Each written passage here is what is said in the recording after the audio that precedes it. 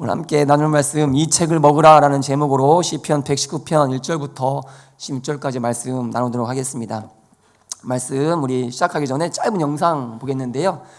화질이 좀 좋지 않습니다. 잠깐 소리도 없는데 한번 영상 잠깐 보고 말씀을 이어가겠습니다. 누굴까요?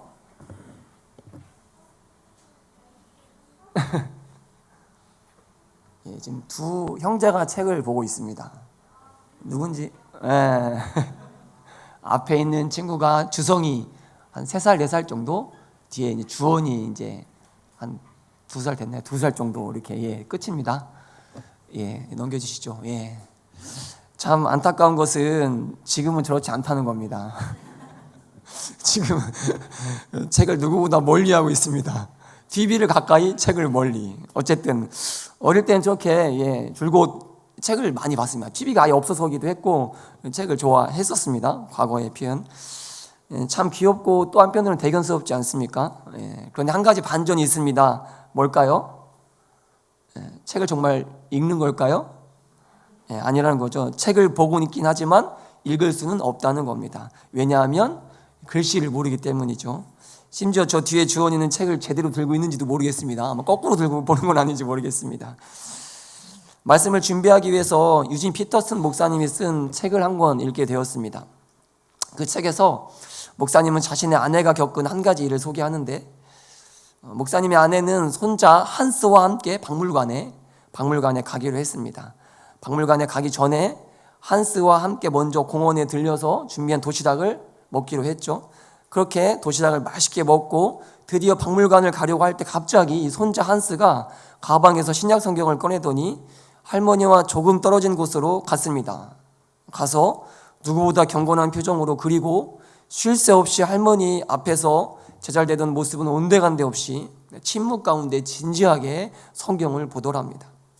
그렇게 몇 분간 홀로 나름대로 성경과 함께 경건의 시간을 보내더니 할머니에게 이제 다 보았으니 박물관에 가자라고 말하더랍니다. 어린 손자 이런 모습이 얼마나 또 대견스러웠고 또 얼마나 감동적이었겠습니까? 그런데 또 한편으로는 이 장면이 얼마나 우스웠는지 몰랐다고 합니다. 왜 그랬을까요? 왜 우스웠을까요? 마찬가지로 서준아 얘기해 상관없어. 마찬가지로 손자 이 한스 역시 글씨를 몰랐기 때문입니다. 글씨도 모르면서 아는 척하는 그 모습이, 그리고 누구보다 근엄하게 성경을 읽는 그 모습이 마치 앞서 영상에서 보았던 것처럼 주성이와 주원이처럼 그렇게 책을 읽는 모습처럼 참으로 귀여웠고 또 한편으로는 그 모습이 정말로 우스웠던 것이지요. 그런데 유진 피터슨 목사님은 이러한 자신의 손자 한스의 모습을 그냥 우스개 이야기로만 전하지 않았습니다. 오히려 이 한스의 모습 속에서 오늘날 많은 그리스도인의 모습을 발견했다라고 전하는데, 직접 책의 내용을 읽어드리겠습니다. 그리스도인으로 살아가는 삶에서 사람들이 가장 소홀히 하는 것 중 하나가 바로 성경을 읽는 것과 연관된 일이다.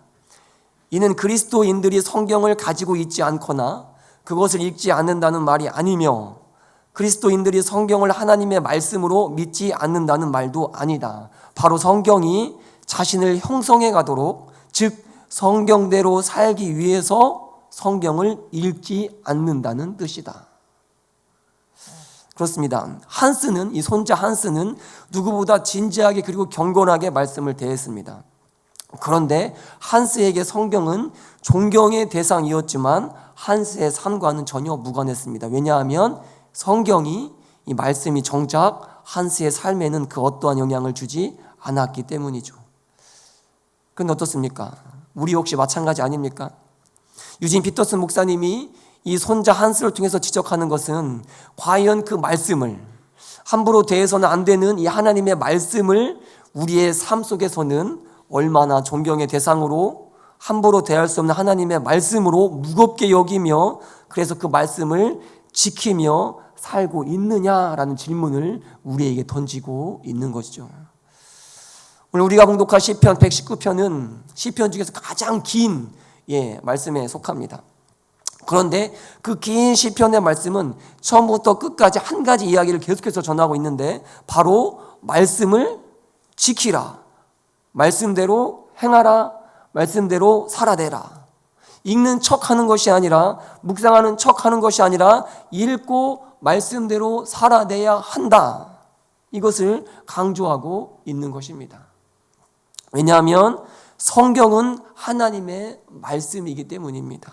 그래서 이 말씀대로 살아낼 때에 우리는 살아 역사하신 하나님을 만날 수 있고 하나님의 놀라운 능력을 경험할 수 있기 때문이죠. 한 주간 오늘 선포된 이 말씀을 듣고 말씀대로 살아내기 결단하는 우리 모두가 될 수 있길 축복합니다. 그래서 한 주간 이 말씀대로 살아낼 때에 말씀대로 역사하시는 그 하나님의 놀라운 능력을 삶의 자리에서 경험하는 우리 모두가 될 수 있길 축복합니다.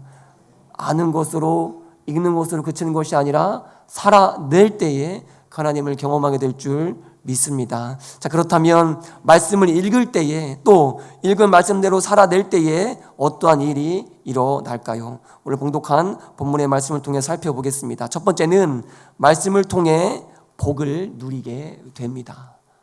말씀을 통해 복을 누리게 됩니다. 명호야, 이거 쓰면 이따 받는 거야, 10,000원. 말씀을 통해 복을 누리게 됩니다. 우연히 일본의 광고를 한편 보게 되었는데 그 영상을 함께 보고 말씀을 이어가도록 하겠습니다. 일본의 광고 영상입니다. 들어주시죠.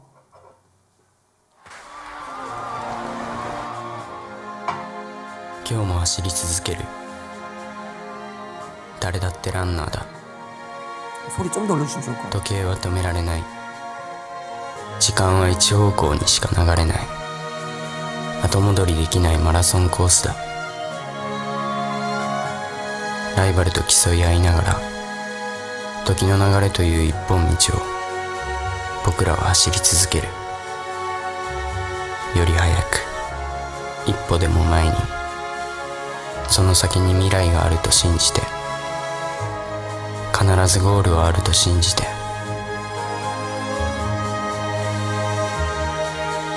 人生はマラソンだ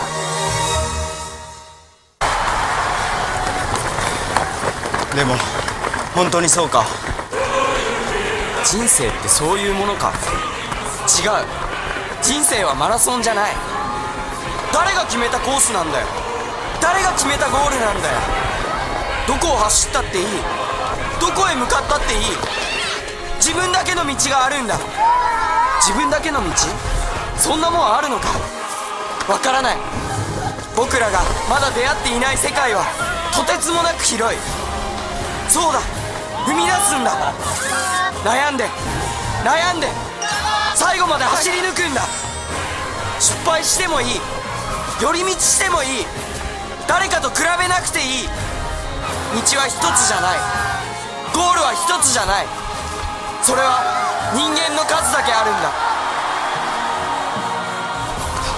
全ての人生が素晴らしい誰だ人生をマラソンって言ったのは 네. 제가 저런 반응을 걱정하면서 영상을 제가 과연 틀어야 될까 말아야 될까 고민했는데 이 영상에 감동받으시면 안 됩니다, 집사님. 죄송합니다, 집사님.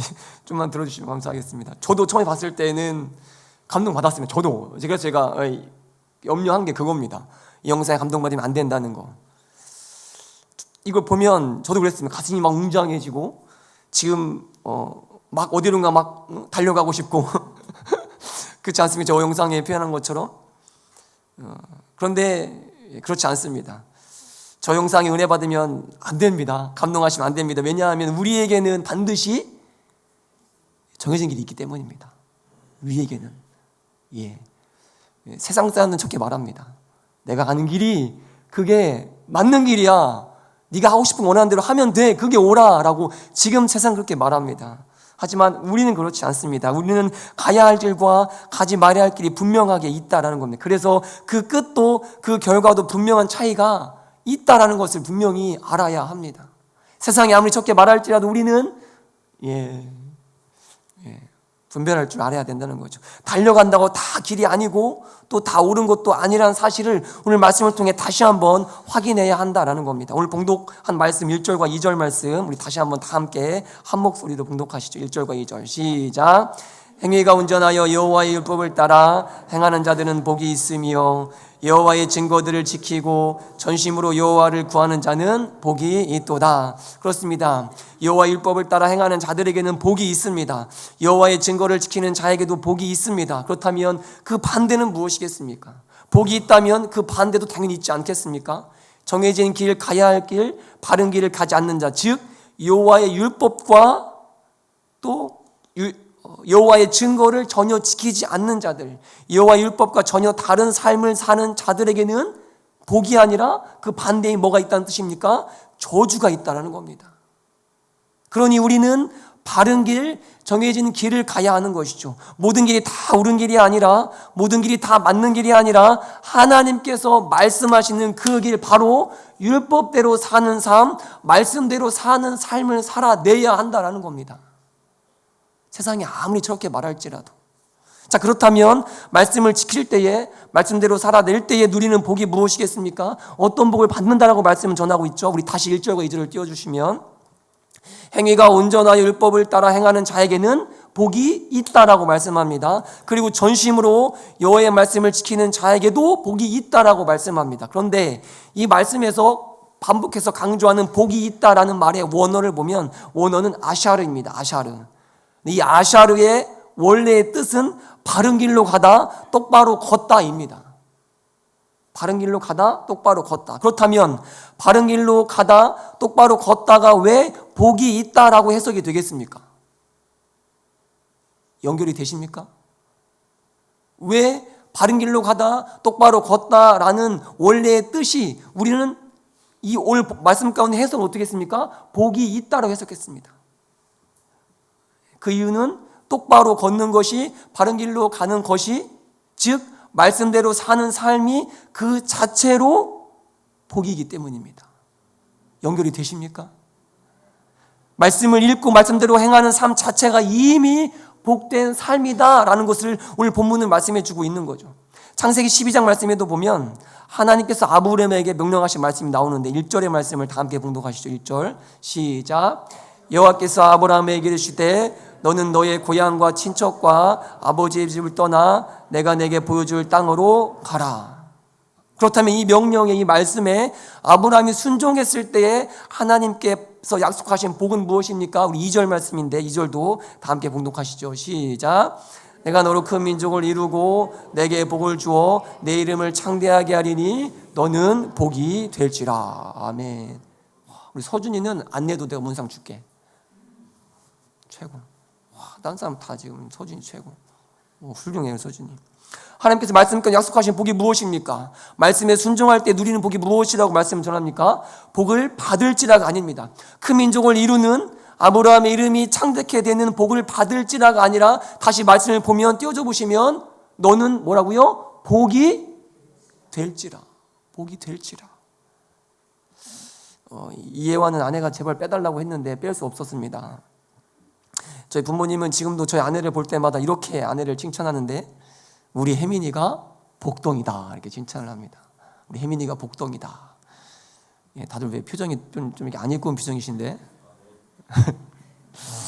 왜냐하면 제가 시골 기도원에 있었다고 했잖아요. 4년 동안 있으면서 시골 기도원에서 개를 키우다가 분당에 있는 큰 교회에 사역하게 된 것도, 또 사역하다가 우리 교회에 와서 부목사로 섬기게 된 것도, 또 부목사로 섬기게 됐다가 또 감히 담임 목사의 자리에 설 수 있었던 이 모든 것의 출발점이, 시작이 바로 제가 아내를 만났기 때문이다라고 제 부모님은 지금도 굳게 믿고 있기 때문입니다. 그래서 늘 볼 때마다 우리 혜민이가 복덩이다. 너 혜민이한테 잘해라. 지금도 맨날 그러십니다. 복덩이가 무엇입니까? 복덩이가 이미 그 자체가 복인 사람이 복덩이 아닙니까? 그렇지 않습니까? 마찬가지 우리 하나님께서도 바른 길을 가는 자, 옳은 길을 걷는 자, 즉 말씀대로 사는 자에게 허락하신 축복은 바로 복을 받는 삶을 넘어 복이 되는 삶입니다. 즉 복덩이가 되는 삶을 살게 하실 것을 하나님께서 약속하고 계시는 거죠. 그래서 걸어가는 곳마다 만나는 사람마다 복을 나누고 전하는 삶을 살게 된다라는 겁니다. 단지 내가 복을 누리는 것이 아니라, 나만 복을 누리는 것이 아니라 내가 누군가의 복의 근원이 되는 삶을 살게 하신다 약속하신 겁니다. 그래서 아샤르, 바른 길을 걷는 것, 똑바로 가는 것, 즉 말씀대로 사는 삶 자체가 이미 복된 삶이 되는 거죠. 이미 그 자체가 복이 된다라고 약속을 해 주신 것입니다. 저는 우리 기흥지구촌교회 모든 성도님들이 복을 받는 인생을 넘어서 복을 나누는 인생, 즉 복덩이가 되는 인생이 되시기를 축복합니다. 어딜 가든 복을 전하는 인생, 누굴 만나든 복을 나누는 인생. 그래서 우리 김 권사님이, 우리 김 장로님이, 우리 박 집사님이 우리 집안의 복덩이야, 우리 교회의 복덩이야, 우리 아파트 308동의 복덩이야, 우리 학교의 복덩이야. 이 이야기를, 이 말을 듣는 우리 모두가 될 수 있길 온마음 다해 축복합니다. 그러기 위해서 우리가 해야 할 것이 무엇이겠습니까? 바로 정해진 대로 가야 합니다. 바른 길로 가야 합니다. 말씀대로 사는 삶, 말씀을 지키며 사는 삶, 말씀을 늘 가까이 하는 삶을 살 때 우리는 복덩이가 될 줄 믿습니다. 복의 근원으로 쓰임 받을 줄 믿습니다. 우리 믿음으로 서로를 보며 미리 이렇게 축복하면 좋겠습니다. 서로 바라보시면서 우리 장로님이, 우리 권사님이, 우리 집사님이 우리 교회의 복덩이십니다. 이렇게 한번 축복하시죠.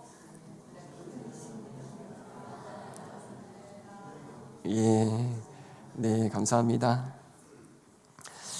두 번째, 말씀을 읽을 때, 또 읽은 말씀대로 살아낼 때 어떠한 일이 일어날까요? 두 번째는 말씀을 통해 죄를 이기게 됩니다. 이것도 쓰면은 문상 받습니다. 말씀을 통해 죄를 이기게 됩니다. 복을 누리게 되고 이제는 죄를 이기게 된다는 겁니다. 한 선지자가 길 한복판에서 말씀을 외쳤습니다. 하지만 아무도 그 선지자의 말에 귀를 기울이지 않았습니다. 그런 선지자의 모습이 안쓰러워서 지나가던 사람이 그 선지자에게 이렇게 말했습니다. 아무도 듣지 않는데 왜 그렇게 말씀을 목이 터져라 외치십니까? 그러자 선지자가 이렇게 그 사람에게 답했다고 합니다. 그래야 나를 지킬 수 있기 때문입니다. 그래야 내가 세상 속에서 나를 지켜낼 수 있기 때문입니다. 그렇습니다. 우리가 왜 말씀을 읽어야 합니까? 우리가 왜 말씀을 지키려 애를 써야 합니까? 왜 우리가 말씀을 마음 가운데에 새겨야 합니까? 이유는 너무나도 간단하고 명확합니다. 그래야 죄를 이길 수 있기 때문입니다. 세상의 그 무수한 유혹으로부터, 시험으로부터 나를 지켜낼 수 있기 때문이죠. 그래서 오늘 시편 시인 역시 이렇게 고백하는데 9절의 말씀을 다 함께 한 목소리로 봉독하시죠. 9절 시작.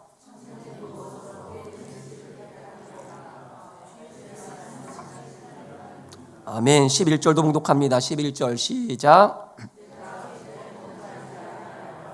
주의 말씀을 내 마음에 두었나이다. 아멘. 그렇습니다. 죄를 이기는 것, 범죄하지 않는 것, 오직 주의 말씀을 지킬 때에, 주의 말씀을 마음에 둘 때에 가능하게 된다라는 것이죠.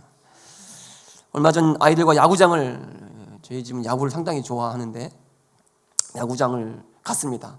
잠실을 갔는데 지하철을 타고 갔는데 퇴근길이야 사람이 엄청나게 많았습니다.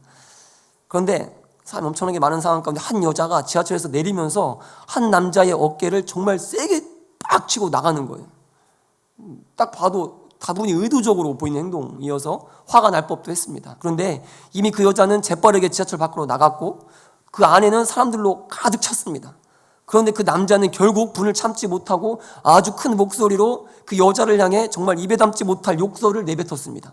저도 그러한 욕을 아주 시골에서 들었던 적이 있는, 그 완전 정말로 적나라한 욕을. 근데 그 공간에 아이들이 함께, 우리 다 같이 있었거든요. 또 그 욕하는 남자 바로 앞에 저희 아이들이 있었기 때문에 생생하게 그 욕을 들었습니다. 그렇게 욕을 아이들에게 듣게 한 것이 너무 민망하고 또 제가 막 창피할 정도였습니다. 그런데 그 순간 제가 다시 한번 깨달은 것이 있었습니다. 바로 우리가 사는 세상은 결코 양떼가 한가롭게 거니는 푸른 초원이 아니라 강한 자만이 살아남는 정글이라는 사실을 다시 한번 그 안에서 확인을 했습니다. 그래서 약한 자는 철저히 무시당하고, 그래서 결국은 도태되는 곳이 바로 우리가 사는 세상임을 다시 한번 그 자리에서 확인하게 되었던 것이죠. 그러면서 동시에 저는 우리 성도님들이 떠올랐습니다. 여러분들의 얼굴이 떠올랐습니다. 매일매일 직장생활을 하시면서 또 사업을 꾸려가시면서 얼마나 치열하게 살아가실까. 이 정글 같은 세상에서 살아남기 위해 얼마나 매일매일 고군분투를 해야 하실까. 또 얼마나 많은 죄의 유혹 속에서 살아가고 계실까. 돈의 유혹과 명예의 유혹과 권력의 유혹 속에서 매일매일 얼마나 갈등하며 살아가고 있을까. 이 생각을 하게 되었습니다. 자, 그런데 그럼에도 한 가지 위안이 되는 것은 이러한 시험은, 이러한 유혹은 결코 우리들만 겪은 것이 아니었다라는 사실입니다. 누가 이러한 시험과 유혹을 동일하게 겪으셨습니까? 누가 돈의 유혹과 명예의 유혹과 권력의 유혹을 동일하게 겪으셨다라고 말씀을 전합니까? 바로 우리 예수님께서 그러한 시험을 동일하게 겪으셨다. 돌을 떡으로 바꿔보라는 권력의 유혹 가운데에, 성전에서 뛰어내려보려는 명예의 유혹 가운데에, 저라면 온 세상을 다 주겠다고 하는 돈의 유혹 가운데 예수님께서도 고스란히 노출되어 계셨습니다. 그런데 예수님께서는 이 모든 시험과 유혹을 어떻게 이겨내셨습니까? 기억나십니까?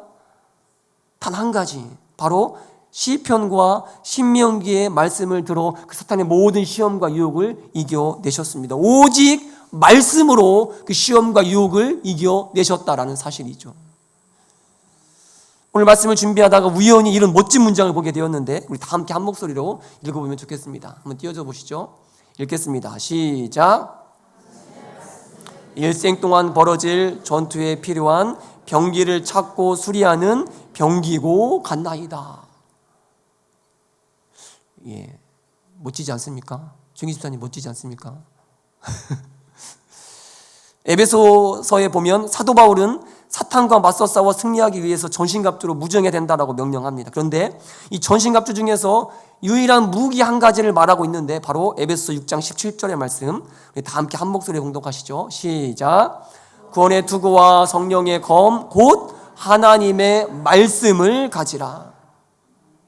사도 바울이 전하는 유일한 무기 무엇입니까? 사탄을 이길 수 있는 유일한 무기 무엇이라고 사도 바울은 전합니까? 바로 성령의 검인데 곧 하나님의 말씀이 성령의 검이다, 무기다, 칼이다. 그렇습니다. 말씀만이 우리를 죄에서 이기게 합니다. 말씀만이 우리 안에 가득할 때에 우리는 사탄의 끈질긴 시험에도 공격에도 예수님처럼 이길 수 있게 되는 겁니다. 정글과도 같은 세상에서 무수한 시험과 유혹으로 매일매일 치열한 영적 전투를 벌여야 하는 전쟁과도 같은 이 세상에서 말씀으로 그 사탄의 모든 공격을, 시험을, 유혹을 능히 이겨낼 수 있는 것이지요. 자, 그렇다면 문제는 무엇입니까? 자, 지금 이 순간 우리가 돌아봐야 할 것은 무엇이겠습니까? 무엇일까요? 과연 나에게는 그 무기가 있는가? 하나님의 말씀이 쌓여있는 마음은 잘 무장된 병기고와 같다, 무기고와 같다라고 하는데 여러분의 병기고에, 여러분의 무기고에 잘 수리된, 잘 정비된 무기가 있습니까? 아니면 다 녹이 슬어 쓰려고 하니 무용지물이 된 고물만 가득합니까? 아니 무기고가 텅텅 비어 적의 공격에 쓸 변변한 무기 하나 없이 사탄의 공격에 번번이 넘어지는 모습이 혹시 나의 모습은 아닙니까? 왜 나는 매번 죄에 무너질까? 왜 나는 세상의 유혹과 시험 앞에 매번 쓰러질까? 왜 나는 세상 속에서 그리스도인다운 삶을 살아내지 못할까? 이 물음 앞에 먼저 과연 나의 병기고에는, 나의 무기고에는 사탄과 맞서 싸울, 그래서 승리할 무기, 즉 하나님의 말씀으로 가득한가? 하나님의 말씀을 늘 가까이 하는가? 이 사실을 진지하게 이 순간 돌아봐야 한다라는 겁니다. 오늘부터라도 일생 동안 끊임없이 있을 이 영적 전투를 위해 잘 정비된, 잘 준비된 무기고와 같이 말씀을 마음에 새기는, 그렇게 차곡차곡 이 말씀을 마음에 쌓아두는 우리의 삶이 될 수 있길 온 마음 다해 축복합니다.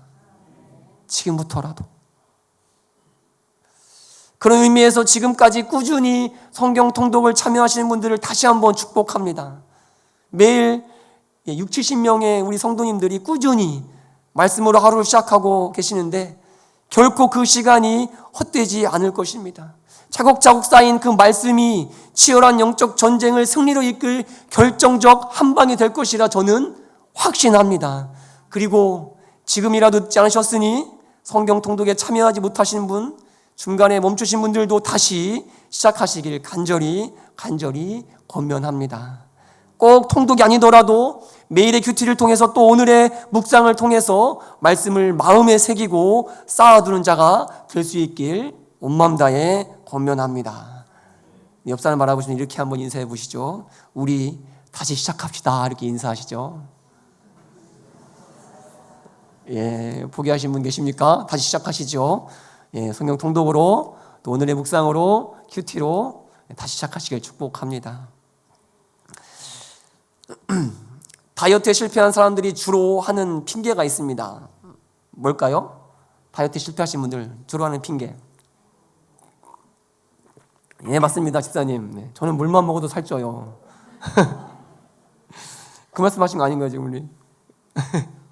내일부터. 맞습니다. 내일부터도 있죠. 내일부터. 근데 저는 물만 먹어도 살쪄요 라는 이 핑계에 누군가 이렇게 팩트 폭력을 날렸다고 합니다. 띄워주시죠. 예. 난 물만 먹어도 살쪄라고 생각하는 사람의 경우 가슴에 손을 얹고 곰곰이 생각해 보자. 내가 무엇을 물처럼 먹었는지. 예, 도대체 내가 무엇을 물처럼 먹었는지. 그렇습니다. 먹지 않고 살이 찌는 경우는 없습니다.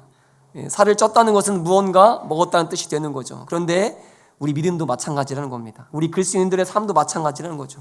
우리의 삶의 변화가 없다면, 나의 믿음의 성장이 없다면 돌아봐야 할 것은 단 한 가지입니다. 과연 내가 말씀을 먹었는가?